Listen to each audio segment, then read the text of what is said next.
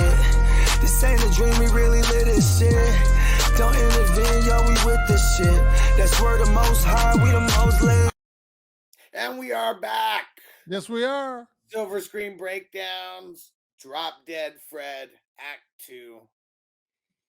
We're Here we go. Nelly, Where were we? Now, I got to say, now, the Charles character, it wasn't played well. He's kind of a scumbaggy. He played a scumbag very well, I would say that. Why do you think he didn't play it well? Well, I thought there really wasn't much to the character. It wasn't so much that it was bad acting, because I don't think there's any bad acting in the film.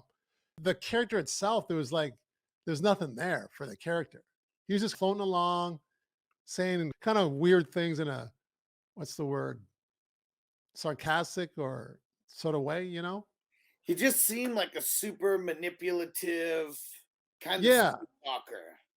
Yeah, there's just something with that character, something missing. I think they could have added like some type of dynamic dimension to the character that would have added more substance to the character, I guess is what I'm saying. Yeah. Because he was pretty much, he was manipulative, but the character was like one tone throughout the whole film. There was no arc or nothing.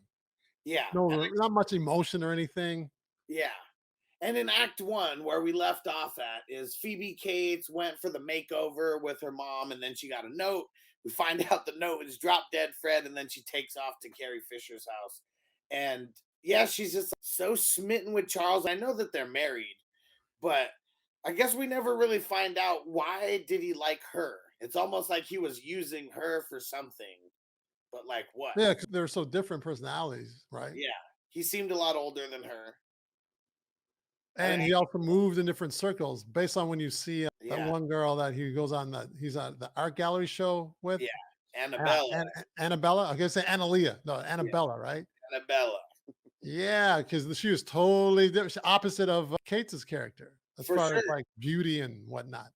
And seeing, you know what? Maybe, and I guess, well, I do have a little scene of when they go to the party to pull up, so we'll pull that up in a little bit. But I can't tell. Maybe she was a little bit younger than Phoebe Cates at that point. Maybe he was just one of those dudes who just likes to rock the cradle with the young chicks. They seem kind of like the same age to me, though, right? Don't you think? Very similar. When I guess it's just the way that everything was done up with Phoebe Cates. She seemed a little bit. Oh, older. Right. She's frumpy and kind of frumpy, nerdy, and old-fashioned, right? A little bit, yeah, a little bit. I can see that, yeah. And do you remember when she goes over to Carrie Fisher's house, like the kind of things that Carrie Fisher was talking about? I remember her going over there, but I don't remember the specifics of what she was talking about. You have to like.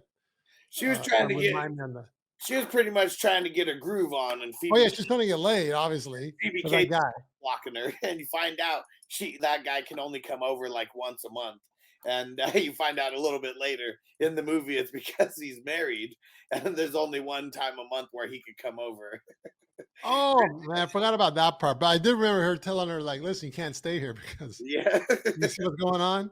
And then like, he sticks his head out. Hey, you're coming back to the bedroom, whoever he said, right? Yep.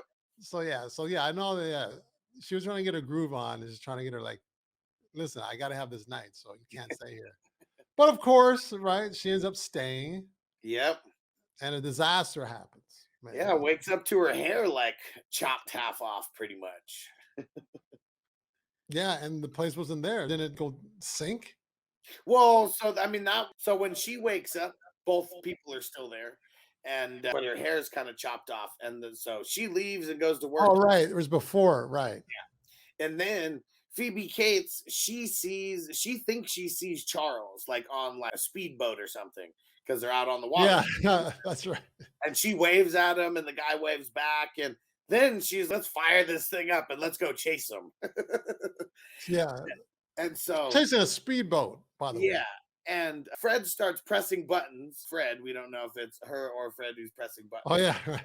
But then Fred says, okay, I'm gonna go fix this, and goes down below and just starts hitting everything with a wrench. And then the whole ship just ends up, or not ship, but the whole houseboat just ends up sinking. And we see it sink. And then next she shows up at Carrie Fisher's office and she's just completely soaked. Yeah.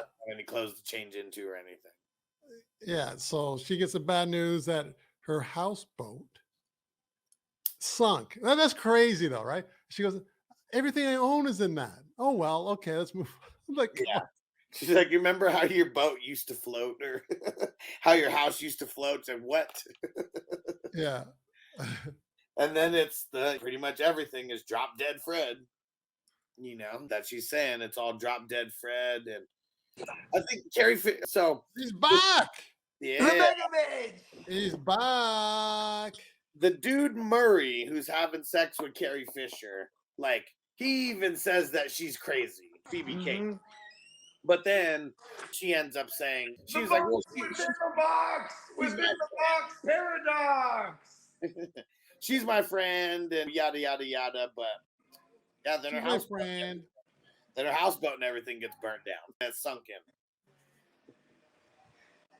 What do you think? All right, Nelson, now here's where it just starts getting crazier, right? Because Fred shows up to their office now. And Oh, that was hilarious. That was a good scene. She's pissed. Like, she's pissed. And like, almost like she doesn't know what to believe anymore. So now she's just going to go Because along. she thinks her friend is crazy, and this is how I'm going to support my friend by saying, hey, remember she says the whole thing, man. Goes and gets the chair. Yeah. Excuse me, guys. Excuse me. Starts talking to him. But he's not even there. He's over by Phoebe. Yeah. Oh, And he nods her head too, huh? He makes her nod her head. Yeah. Yeah. See, that was cool. That was funny. You know what I mean? He's like, yep. Do it, Snowface. Yeah, he moves right away. As soon as she like wheels the chair out, he just jumps up, stands right next to her. And Carrie I got him. Yeah. It starts going on with everything. And you know what's hella funny though? It's because this is why I love Drop Dead Fred, because he be wrecking shop. You know what I mean? Everybody from the office comes out and is like, what the hell is going on? She's freaking out. With her beating down above with her fucking heel. Just an imaginary, she's imaginary beating this something down. And he's like, what are you doing? I'm running for Congress. What does it look like I'm doing? So fucking random. And he's fucking on her on the low, right? Oh yeah, that's what we talked about while you were in the Matrix. Okay, yeah. He can only come over once a month. And that was the guy, yeah. But it's this scene where she was like, and that one is for stopping Murray for coming over to me and schlepping me while his wife's out of town or something. And everyone starts looking at her like she's crazy. Murray. Bitch. She like to get plowed that one. She's looking forward to that once a month. You know what I mean? Yeah. A woman got needs. You know what I mean? So what's your feedback about that scene and Carrie Fisher and her, just everything that she did? There's a lot. There's layers to that whole scene. Drop Dead Fred's just wrecked shop, bro. He's wrecking everybody's lives, just layer by layer. What do you think, Nelly? Me? Oh, I thought you were talking Bogey. Yeah, what was your take on that whole Carrie Fisher scene?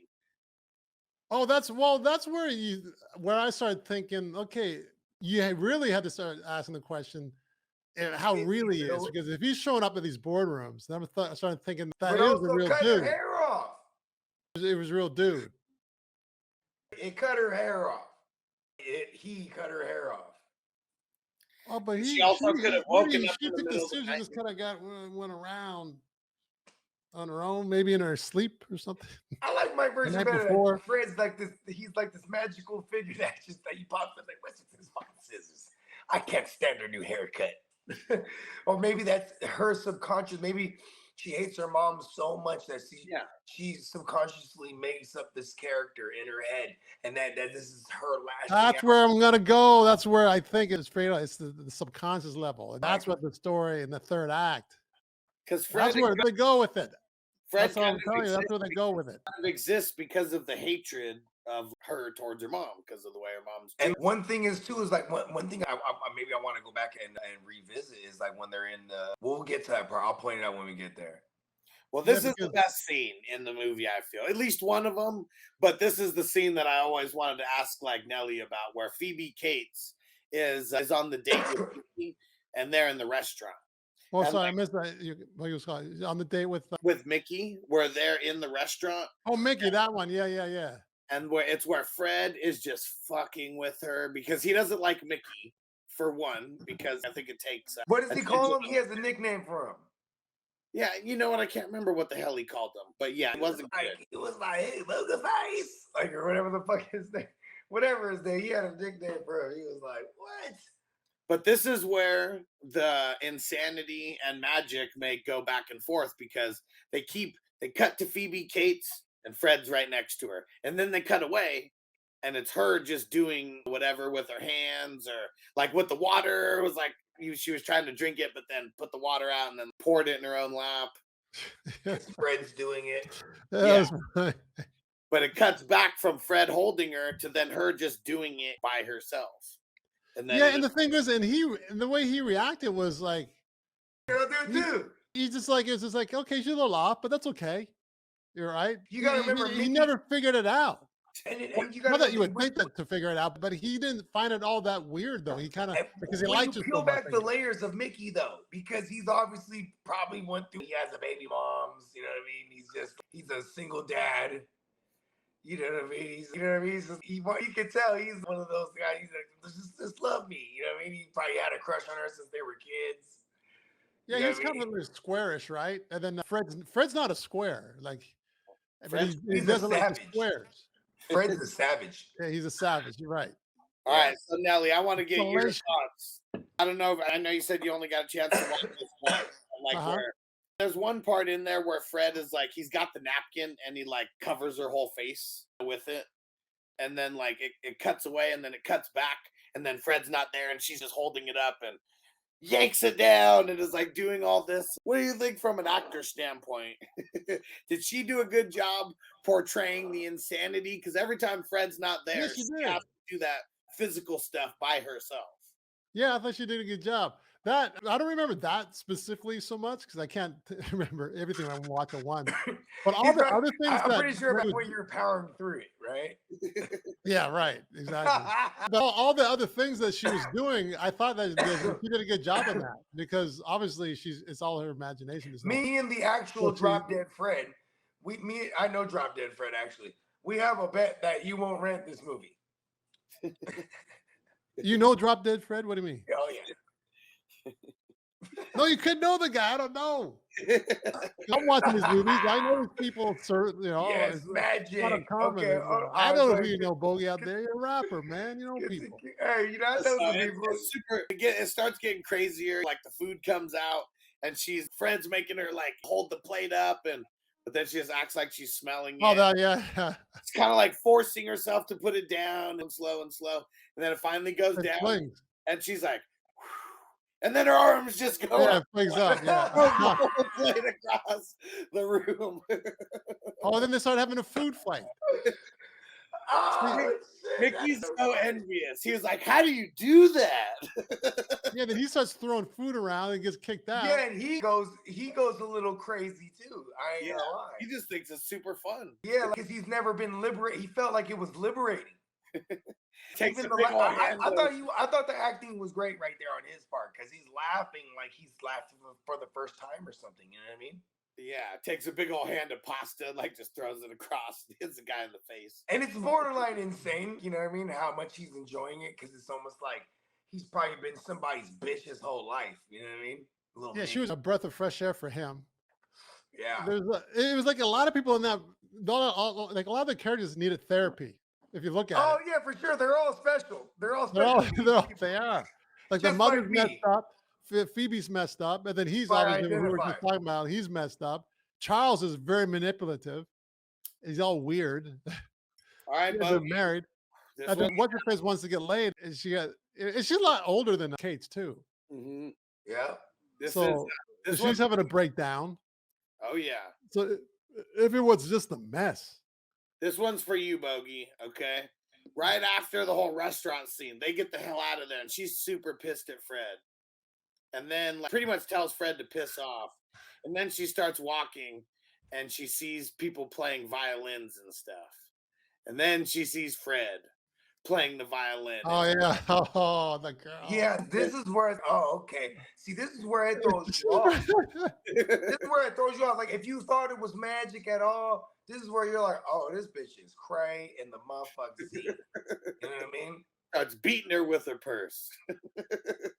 Yeah, that's weird. I remember like all of a sudden he's playing and then they start going at it, and then it turns into back into the girl. Yeah. And then his mother's writing a check for her. Yeah. Because she destroys the violin. Yeah. Or he does, or whatever. Well, she did because she hit him. Or she did, okay, yeah. I guess she hits Fred is what you see, but it's her hitting the person who's really there. The next thing you know, the person's getting her mother's writing a check.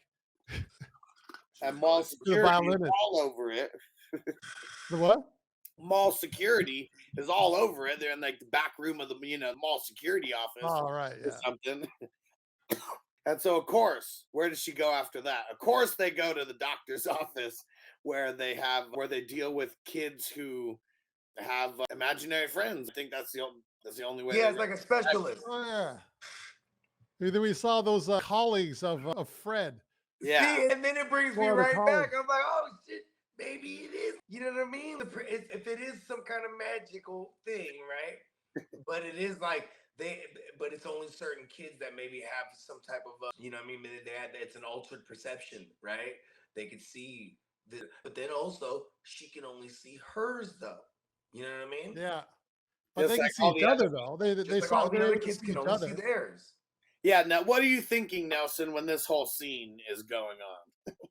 I thought that cool. I thought that scene was cool, but it reminds me of there's some people that truly believe that we all have a guardian angel, right? You've heard that. Yeah. Yeah. But it's not just the same. There's people there's someone that is assigned to you in the spirit realm to watch over you. Uh-huh. And the more bad things you do, they tend to leave. What's that? What if collectively we have all lost the innate ability to see our guardian angels? You know what I mean? Well, yeah, as you get older, right? Obviously. Is that what you're saying? Yeah. Yeah, because as kids, these kids that they're tapped in. Kids are the ones that see ghosts, right? Well, not just that. Babies even see them because babies will be reacting to something, right? And then baby looking at it.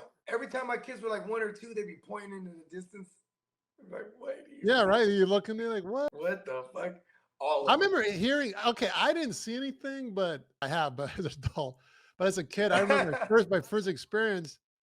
I was 9. We moved out west from the east to the west, and I got to stay. I don't think I told you guys this story, but there was so we had a split level house we moved into, and so there was a basement, and then there's 3 other levels, right? 4. It was like 1, 2, 3, 4. Yeah, including the basement, there was 4 levels, right? And then there's this one bedroom that's over away from everywhere else by the garage. And then this bedroom, there's no windows or nothing. There's just this one little room. I want that room. And when we moved in and stuff, right? And all the other bedrooms were upstairs. I think my other brother made a makeshift bedroom downstairs in the basement. And the other bedrooms, my parents, and then 2 more bedrooms upstairs. And then I remember, I still remember like I hear this like growling sound in my room. Whoa. And it wasn't like a friendly little guardian angel or anything. And then I was like, I remember turning on I'm not even going to say what sound. I still remember the sound it made, but I'm not going to even do it. But I remember like yesterday, the sound it made, and it was like, I turned the light on. I sat with the light on. Then later on, he said, hey, Mom, I want to sleep upstairs. I didn't tell her why, but I moved out of that room. And then my other brother took that room. I never told anybody why. I just did recently, a few months ago. The reason why I switched that room because there was something in that room. I didn't like it. Crazy. Okay, look at this, right? But it was no Fred, no funny Fred, though, I tell you that. I know we said we weren't going to go off the rails, right? We're like, hold on. Well, let's get back on the rails. When we get to Act 3, I want to hear it later, though. We'll hear it later. Yeah. I'm down. So now the doctor comes out as they're all doing their, I'm playing with my friends. And the doctor comes out, and all the other guys get like real freaked out about it, and then you find out don't let him take the green pills, and those are the pills that are the bad pills against them. I like the effect. It's cool they did it. Yeah, where he has the Velcro and it looks like it's his neck that he's doing it. Yep. and takes her home. And then now she's got the big sumo wrestler, nurse, or like whatever, security guard, pretty much like now there. And, yeah, Yokozuna's wife. Yeah. Fred's trying to say, let's go to the party. It really was, though. Not, what's that? It really was Yokozuna's wife. Oh, for real? In real life? No, yeah, come on, man. Come on, bogey. I know things. Fred just wants to go to the party. And then they have a little flashback, and it's like this. It's the mud pie, like, flashback. And yeah, Fred brings it up. You remember when, because she's not saying anything, like she's like, I don't know, trying to phase him out. And he's like, you remember that time when your dad threw your mom out of the window? And she said that never happened. But she said that when her mom was like cutting her hair. But let's throw mom out the window. She'll land on the gradiolis or whatever. And the dad was like, I wouldn't say things like that when your mom has scissors in her hands. The mom is a psycho, right? Like, I don't think the dad was playing. Like, I think he thought. And I think the dad clearly saw that the apple doesn't fall far from the tree, like going on the mental health aspect. Like, yeah. Angle, yeah. Right? Like, here's the kid saying, we should throw mommy out the window. So adorable. Adorable, huh? Adorable. I'm just saying, she's a little savage, dude. She's like, fuck this bitch. This bitch is crazy. Let me kill her. And then Fred shows up, and we hear like she was when the dad was there. Fred's gonna teach me how to cook today. We're gonna make a mud pie. So this is like already planned. And then Fred just shows up, and then has the whole pile of mud just in there. Because she already knew what was going on. She already had the mud outside. Maybe she's the one who brings it in. And nah, man, fuck that. Fred was whipping it up outside. Fuck it. Come on, magic. Cornflakes and milk and orange juice all over this mud pie. In the fancy china too. They go into the china to get the china. And wrecking shop. Everything is a complete mess. The mom is pissed. And you know what's crazy too? Because it shows how much the mom cares more about status and these material things and the safety of the things versus big time. Yep. Versus the well-being of the child, you know what I mean? And robbing the child's innocence like early because she knows she needs to be aware of not to fuck these things up, these boundaries. Don't go in this room. Don't touch things. And I don't. This was one of the parts that I didn't necessarily understand because nobody could see Fred except her, anyways, right? And so he opens the Jack in the Box to get the Jack in the Box, and that's the creme de la creme or the resistance, whatever. Yeah, the piece de resistance. Yeah, and then but she's coming out because she's like, Elizabeth, what are you doing? And then they both start freaking out. And then for whatever reason, he jumps into the Jack in the Box. That's what happens. You can't see him anyways. So this is the part that I've never really understood. Like, why did he have to hide in the Jack in the Box? And then she was like, it was a mega beast. Yeah. And she was like, it was him, wasn't it? And she's like holding the Jack in the Box and all like hugging it. And she was like, is he in there? Maybe she would always say, maybe that's one thing to add context. Maybe she would always say that's where he hides or something. You know what I mean? He's in there. Or Fred did it. Where is he? He's in there. You know what I mean? So she goes in there like, it was him. You know what I mean? Could he even go in there if the Jack in the Box was even in? If the Jack in the Box was still in there? I don't know. Shit, man. The mega beast. This is where it all happens. They're all crazy, man. They're all crazy. They are, for sure. This is where we get the full circle on what the hell happens to him. The dad had to leave, man. I think she's remembering these stories as they're coming to her, and this was probably the most tragic one, like out of everything, right? So this had to be one of the last ones. To blame her though, huh? Why the dad left? Maybe we never get any of that, but maybe that was so traumatic. That's why. I mean, that's why she had daddy issues, right? Because she could never be alone. She goes for a guy like Charles, like just all this. Clearly fucking on Annabelle. Yeah. And but the dad, he did want to keep her innocence. He was like, this is wrong. He's like holding her while she's crying, telling her not to do it. And she does it, and then this is where the dad just like pieces out. Yeah. Annabelle was hot too. Yeah, she was. By the way. Oh yeah, come on. He was fucking on Annabelle like a motherfucker. Did we get to the toga party yet? Or not toga party where like the dudes were No, it's after this. Yeah. And yeah, the toga came off there, Bose. No, because I'm just saying it was one of my strong cases I want to make. Okay. And but yeah, that was the that had to be that was the tragic experience that kind of set her off like forever. She like wrote him a note. Okay, so if we're gonna look at it from the psychological aspect, right, the mental health aspect, right, so that was when it was like this is an end to it, locking him away, taping him up. That's it. I never want to hear his name again. The mom was boom. And then that was it. Like no more Fred after that. If it was always in her head, right? That was the moment.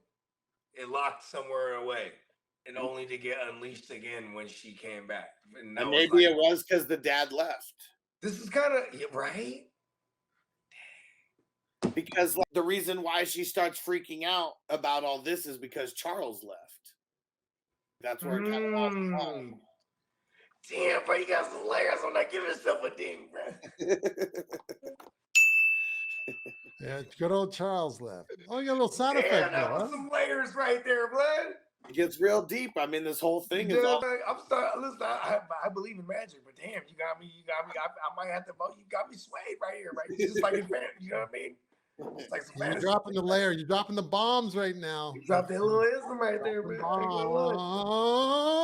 I ain't gonna lie, you know what I mean? Okay, clearly she was taking her as an adult to that specialist or whatnot, right?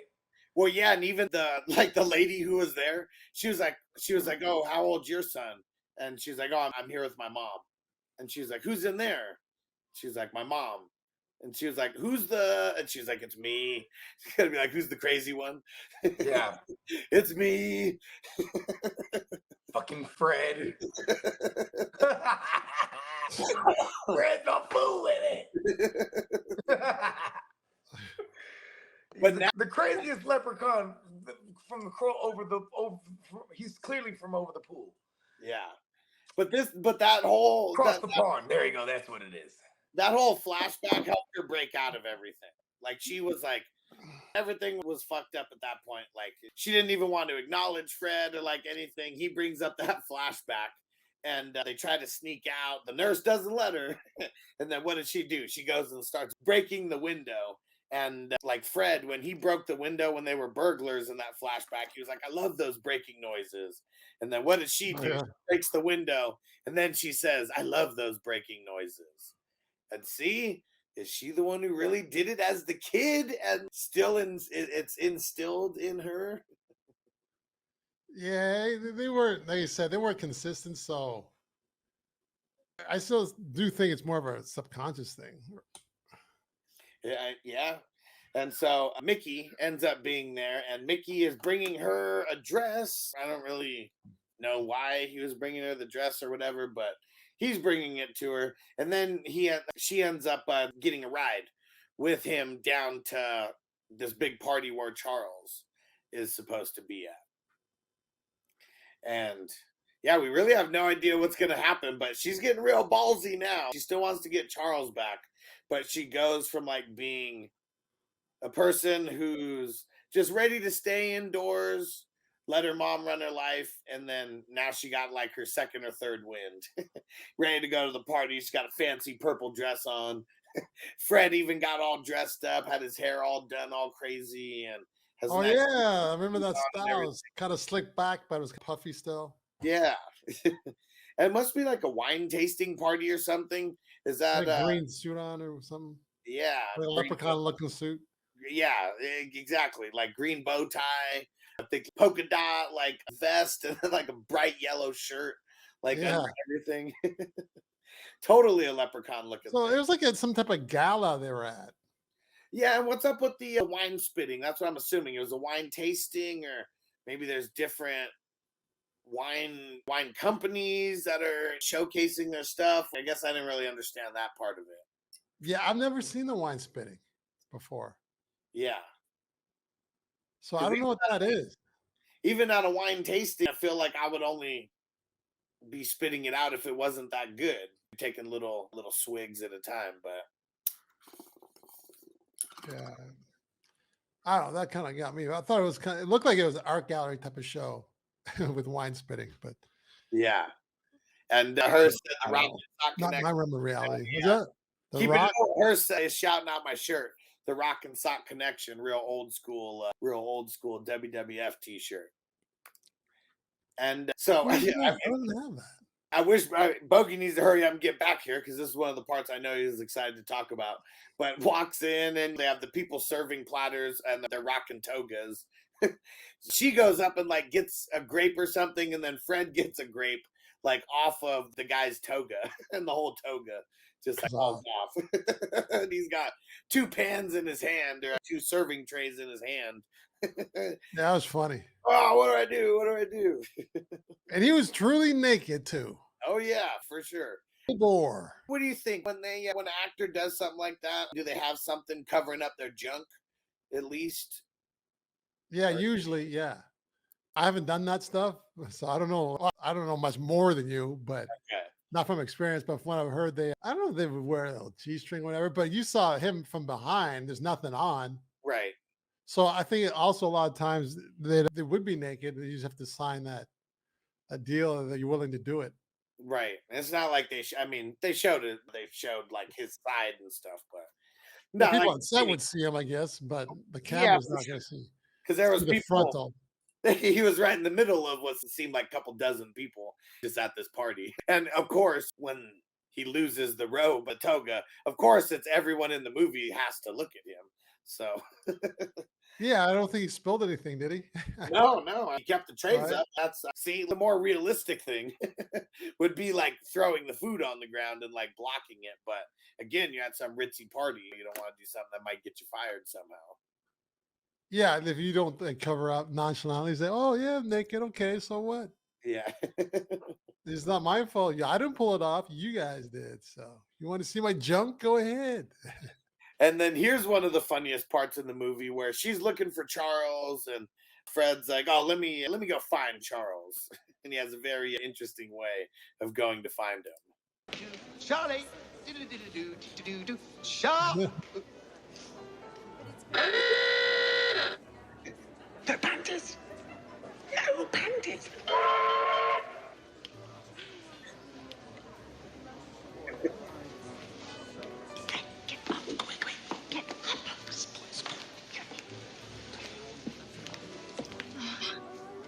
I was just admiring your dress. No panties. And that is Annabella. And then we figure out why Charlie might like Annabella a little bit. She's fast. Very fast. Just like easy access to Annabella, right? Yeah. And, that was the no panties thing. So, you know what? From that scene, I noticed the resemblance of Phoebe Cates with Jennifer Connelly. Interesting, huh? Did you get that? A little bit. Yeah, I guess now that you say it, yeah. Yeah, now not the Jennifer Connelly as we know her now, but you look at Jennifer back like 15 years ago, she looks just like Phoebe Cates. Yeah. They look a lot alike. They similar roles, similar acting style too. Yep. I think Connelly may be even a better actress. Cates is good, but Connelly's a little more intense. Yeah. And Hearst is shouting out, "Nelly now with the King's hat. Hell yeah." Mm-hmm. Yeah, Hearst. Gotta represent. I still got to collect more hats, but then I'll change it up a bit. But for now, got to represent the home right here. There you go. And so we'll see how long it takes Bogey to get back out, but we'll play that again. So he's looking under a dress, and that reminded me of he was looking under her mother's dress before. Yeah, and her skirt. Cobwebs. And seeing that, I don't know, that must just be funny to her. I don't know. But even that, she didn't know that it was Annabella. But I don't know, would she get excited about another woman wearing no panties? Maybe her subconscious would, right? Maybe. Because that's what you're talking about, essentially. Yeah, right. Fred Fred has to represent her subconscious mind. For sure. To a certain extent, if not all the way. And Yeah, and then it's pretty much right after that, it's Charles comes up, starts like hugging on Annabella, and then and Fred's like trying to push her, like kiss him, you do something. And I don't even think he likes him necessarily, but it's like that's her subconscious, right? Trying to make her go for it, trying to make her compete for him in front of her, but can't do it. Yeah, and you know what? And that's definitely now we're going to talk more about the subconscious aspect of it. Going back to, I almost lost my thought with the yeah, looking underneath the skirt, like the no panties thing. Yeah. How would Fred know when he looked under the skirt? He saw cobwebs of the mother, right?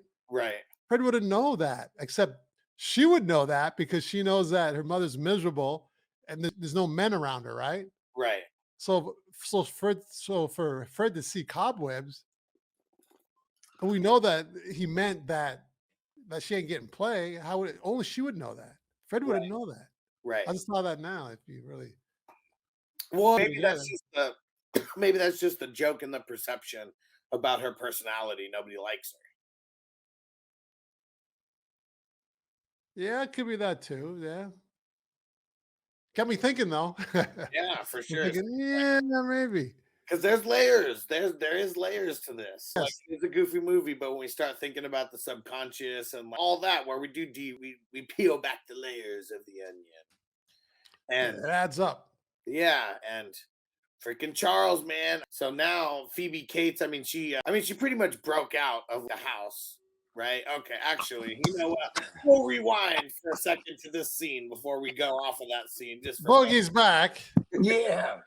We just talked about the toga party scene. Yeah, right? And then here we played this little clip here. We'll play it for you so you can Okay, nice. Charlie. Sharp. The panties. No panties. So 90s. Look, he's just resting there. He's just all the way up her. You know what I mean? I was just admiring your dress. I like the Roger Rabbit effects. Right. Yeah. Who So framed Roger 90s. Rabbit? I like that stuff. All right, Bogey, hit us with the things that you were thinking about that scene before we move on. When she so first of all, so, you know what I'm saying, when you look at it from the aspect of like psychological shit, like she is doing that. If she's like imagining it in her head, and when the girl looks at her, she's like, oh, I was just admiring your dress. You know what I mean? Yeah. Right? But then also too, it's when Fred pulls off the toga on that motherfucker. You know what I mean? Yeah, he pulls off the grape. Yeah, the grape. She did have the grape in her hand after, remember? But he's like, look, she's got the grape. What, the grape? I don't remember that. The grape? Because he pulled it was like a little grape. There's hors d'oeuvres. Hors d'oeuvres, yeah. They have the platters with the hors d'oeuvres, you know what I mean? And there was the guy who had the toga, and it was pretty much like a little, I don't know. Right. They call that a vine of grapes or whatever, where I was like holding his toga together or whatever. And Fred pulls off one little grape, and then that's when the whole thing came off. Oh, but she was holding the grape though. Yeah. Got you. That's crazy. See, I forgot. I didn't notice that detail right now till you pointed it out. She did have the grape though.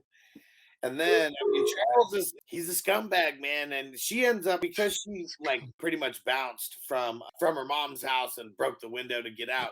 And see, Bogey, you missed this part too, where she broke the window. She's like, I love those breaking noises. Yeah, hell yeah. Fred who said that. When he was a kid, when she was a kid, that's what Fred said. Yeah, see, was it really her that said it back then? Yeah. Or like that's another thing, right? And so so she just goes back to her house now. And then Charles comes there also. And they get down to business. Like he takes her off to the room and everything. And then the mom comes in. They get down. And Charles hits the big ass nurse with the frying pan. Knocks her out. Yeah, I knew that wasn't Fred. Right. Well, he was already in there.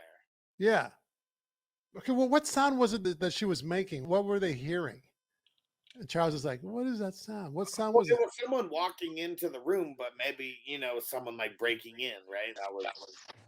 Yeah, because I think my neighbor said, "Oh, that's Fred." I go, "I don't think that's Fred. I think it's because it just didn't make sense that it would be Fred." Yeah. Peace out, Hers. Thanks for joining us. Good luck at the Peace. graveyard shift, homie. Yeah, Hers. Next time. Yeah, man. Every Friday, 5 p.m. We'll be back. And then Tell me what. I literally just was in the the room. mom is okay leaving. The mom's okay leaving her there now because Charles is there. That's pretty much like the only thing that I got from that is now that's the only reason, Charles is back and he's pretty much going to handle stuff now. She gives him the little bottle with all the green pills and everything. And then that's when it all starts. Did she get sedated or something, or what was it? What's it? Who are you talking about? Phoebe Cates? Yeah. Yeah, so it's those green pills is what gets rid of drop dead Fred. And so what it was is they were making out and they were about looking like they were about to round third base. Exactly. And then he's like, "Oh, Annabella." And she's like, "What?" Oh, yeah. He said her name. He said I did not. Yeah, and see, what a smooth talker. He was like, "If I did say, 'Oh, Annabella,' isn't it better that I said, 'Oh, Annabella, but I'm here with you'?" Oh, that was hilarious. That being with Annabella and saying your name or something like that. Yeah, I remember I had to think twice when he said that. I was like, what? He Did did like a mind-bending trick on her, right? Yeah. He was gaslighting her. He was gaslighting her. I mean, seeing maybe she's not the sharpest tool in the shed, but it just seems honestly not. She wasn't. He just keeps Jedi mind tricking her though. That's what I every time he says something, it's just like a Jedi mind trick on her. And she fell for it every time. Yep, but then something I forget exactly what they're saying, and she was like, "Fred, don't say things like that, like right now." Oh, because he was like, "Oh, you're gonna do what him and Annabella did on the couch," and then he makes. Oh, he's a little jealous, it seemed, wasn't he? Well, he's jealous of Fred for sure, but no, Fred was jealous. Well, he's trying to remind her what a scumbag he is. Like, "Oh, you're gonna do what he did with Annabella on the couch." Yeah, just reminding him how much of an asshole he really is. That's like what it is. And so then she takes the pill. And then it's just really the next day they kind of wake up and then they have the dinner or whatever. And there's like a mud pie there that shoots all over him, and he's all freaked out now, pissed off. And then Fred comes out after Charles goes in the room, and his clothes look different. Like they're like faded now. I don't know if you guys noticed that, but they're faded. Yeah, he looks like tethered. He looks like tethered. Tethered. What's the word? Yeah, I never noticed that. Yeah, it's just a little bit faded. He's like seeming like he has a stomach ache and stuff. And she was like, "I am happy." And he was like, "Well, if you're happy." You ever notice the salad she's making? Oh yeah, it looks she really dumped good. the salad on Charles' head. And the salad she's cutting looks hella good, though. Yeah. Yeah. So what he says, so she says, "I am happy." And he's like, "Well, if you're happy, how come I'm still here?" Because that's the whole thing. He's really around when she's not that's happy. deep. It's all in her head, for real.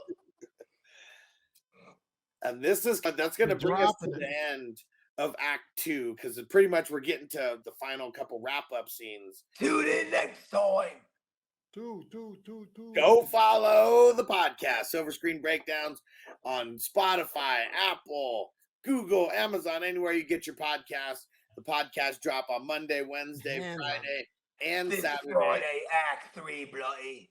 And if you are not following the YouTube channel, go follow us, Silver Screen Breakdown, so you can join in live every Friday, 5 p.m. West Coast time, 8 Eastern. Please and subscribe. Elliot, remind them where to go find you at and follow you. Yeah, Nelson Tynes is the name, as you see up on the screen here. Instagram and YouTube. Just put in search, just my name, and both platforms, and you'll be good. You can see all you want to see of me. There we go. The earth is you my guys for Act 3. Peace out. Peace.